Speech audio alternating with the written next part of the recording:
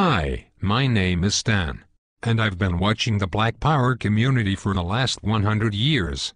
I just noticed that you guys have been having some problems figuring out what to do about me. You see, I'm a cracker. Yeah. The white man. The guy that has been running the whole world for the last 2,000 years. Well, the reason that I stopped by to speak with you today is to help. I've been watching you guys fight over gaining real black power, and thought I would give you a few pointers. Since we white guys have been running things since we invaded Africa, I figured I would lay out a blueprint to help you achieve your objectives. Might as well use a plan that works, right? Besides, it beats the backward, no progress, mistake repeating methods you people have been trying for the last 400 years. So I knew all of you needed some help. Especially after Barack Obama got into office. He's a great guy, but a black man in a white man's house ain't really saying much considering all the hell you people have been through. Don't get me wrong. In many ways I know you were happy to get at least one black into office. This is good when you want to run politics, but ruling the world is what we white folks specialize in. Have you ever heard of the Illuminati? Well, that is the kind of coordination you are going to need to begin taking over the world. Okay, let's get started. Today, I am going to give you 3 things that we did to take over the world. You can use these too, and begin to gain real black power. Number 1. The first step to taking over the world is unity. I know you have heard of this before, but black people seem to really struggle with this one. You just don't seem to get it. You would rather fight against each other instead of your enemies. This is bad business and you will never get true freedom doing things this way. Instead, do what we did to gain power. We divided and conquered entire countries based on their differences, while holding true to our similarities. I am white. There is no changing that. My God-born tendency is to preserve my own. Nothing is racist about that. It is just common sense. You people are the stupid ones, going around trying to love everybody but yourselves. We kicked your asses here in America for over 400 years, and you still go around talking about Jesus loves everyone. While you've been doing all that praying and jumping around, we have been buying up the world and making laws you have to abide by. No offense, but everyone else has unity but you. I mean, look at the business in your neighborhoods.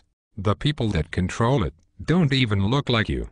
In fact, everyone who comes to this country sets up a business in the black community. The Koreans, the Indians, the Chinese, the list goes on and on. Aren't you tired of letting these other people supply all of your food, nails, and weaves?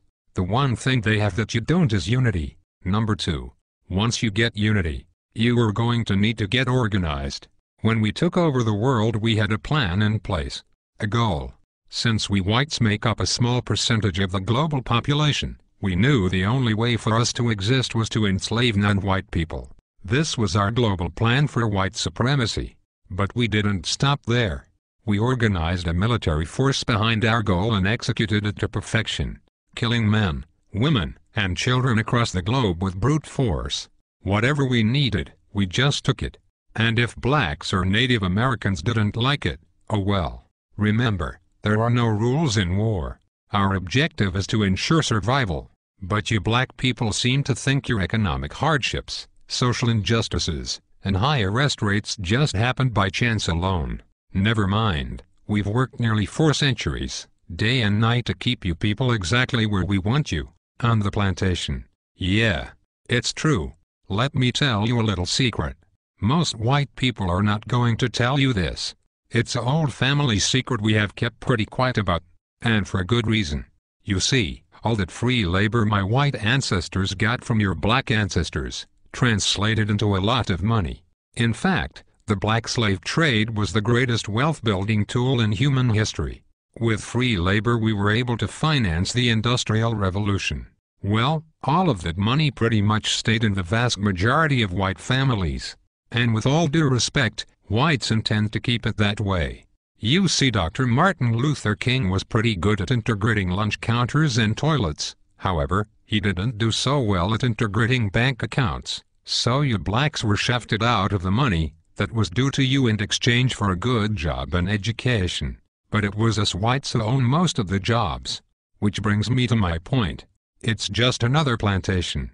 I say all of that to say, being organized is more than alignment. It is knowing the traps we have laid out for you, and then moving around them. Everybody knows but you blacks. That education will only keep you enslaved. It will only produce what it has already produced. A bunch of dressed-up plantation workers perfectly content, working and serving under another man's vision. You don't really think we are going to teach you to build a nation for yourselves, do you? If you were really educated, you would be able to solve your own problems. Problems like gang violence, poor economics and underrepresentation. Instead, you will continue to pass the notion of getting a good job down to your children. This will brainwash them to be just like you. And the cycle will repeat for generations. While we whites continue to run things at the top, your grandchildren will be celebrating the first black Catholic Pope.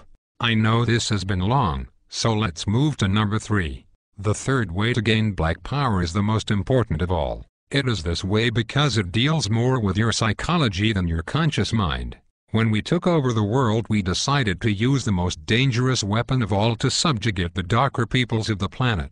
We used a combination of white supremacy and religion to mindfuck these people into complete submission. If a robber breaks into your house, rapes your family, kills your mother and father, then tells you that in order to go to heaven, you have to worship as God. If someone did that to me, then said that to be born again, I had to worship as God, I'd kill the bastard right on the spot.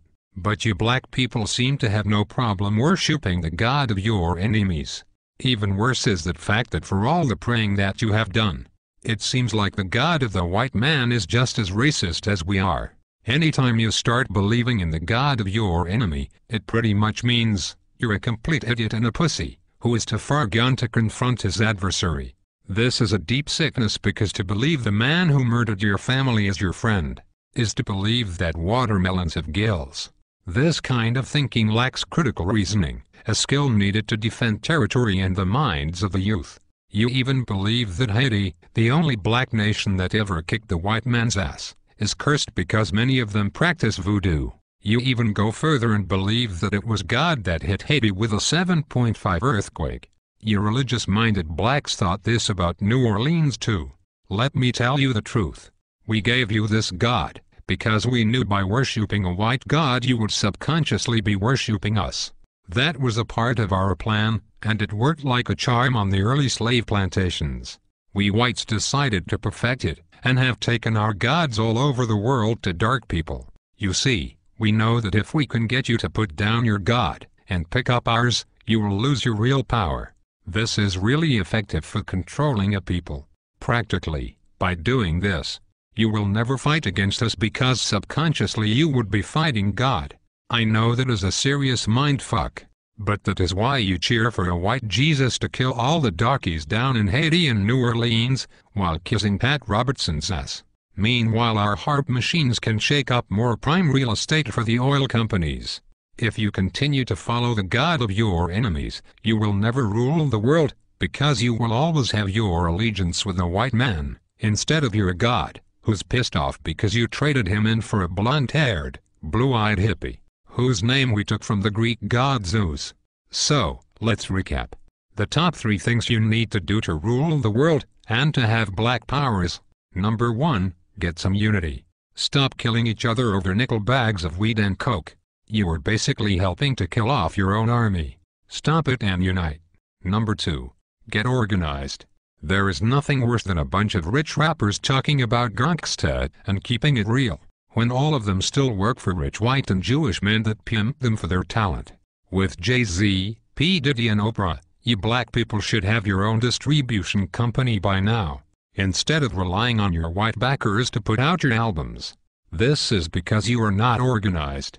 This goes for all you sports athletes too. You black sports guys are stupid. You're a grown man and you still have an owner. Stop being a slave and wake up. When you die, all you will have to pass on to your children is a championship ring.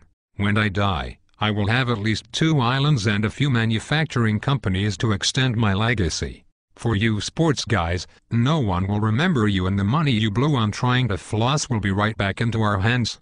You need to organize and put your money and minds together for one common goal. Black power. Last but not least, you have to stop following the white man's God. He has really done nothing for you since you started to believe in him.